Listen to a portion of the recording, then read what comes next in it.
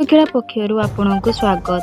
ଜିଲ୍ଲାପାଳ ତଥା ଆଞ୍ଚଳିକ ପରିବହନ କର୍ତ୍ତୃପକ୍ଷ ଚେୟାରମ୍ୟାନ୍ ସୂର୍ଯ୍ୟବଂଶୀ ମୟୂରବିକାଶଙ୍କ ନିର୍ଦ୍ଦେଶରେ ରେମୁଣା ଗଲେଇ ନିକଟସ୍ଥ ଜାତୀୟ ରାଜପଥର ଉଭୟ ପାର୍ଶ୍ୱରେ ଅନଧିକୃତ ଭାବେ ପାର୍କିଂ କରାଯାଉଥିବା ଭାରୀ ଓ ପରିତ୍ୟକ୍ତ ଯାନବାହନଗୁଡ଼ିକୁ ଜିଲ୍ଲା ପ୍ରଶାସନ ପକ୍ଷରୁ ହଟାଯାଇଥିବା ଜଣାଯାଇଛି। ଏନେଇ ଗତ ଡିସେମ୍ବର 18 ତାରିଖରେ ସମ୍ପୃକ୍ତ ଅଞ୍ଚଳରେ ମାଇକ୍ ଯୋଗେ ସତର୍କବାଣୀ ପ୍ରଚାର କରାଯାଇ ଅନଧିକୃତ ଭାବେ ପାର୍କିଂ କରାଯାଇଥିବା ଯାନବାହନଗୁଡ଼ିକୁ ତୁରନ୍ତ ହଟାଇବାକୁ ଗାଡ଼ି ମାଲିକଙ୍କୁ ନିର୍ଦ୍ଦେଶ ଦିଆଯାଇଥିଲା।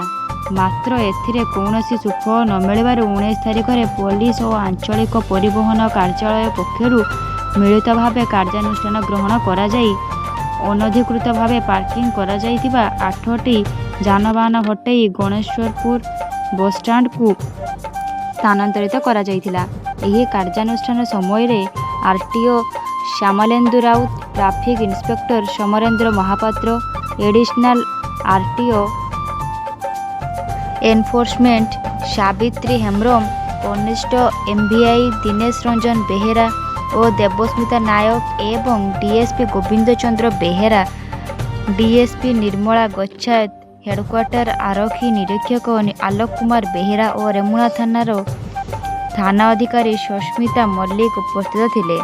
ଜିଲ୍ଲା ପ୍ରଶାସନ ପକ୍ଷରୁ ସାର୍ବଜନୀନ ସୁରକ୍ଷା ସୁନିଶ୍ଚିତ କରିବା ଓ ଅନଧିକୃତ ପାର୍କିଂ ବିରୋଧରେ କଠୋର କାର୍ଯ୍ୟାନୁଷ୍ଠାନ ଜାରି ରଖିବା ଲାଗି ଜନସାଧାରଣଙ୍କ ସହଯୋଗ ଆଶା କରାଯାଇଛି।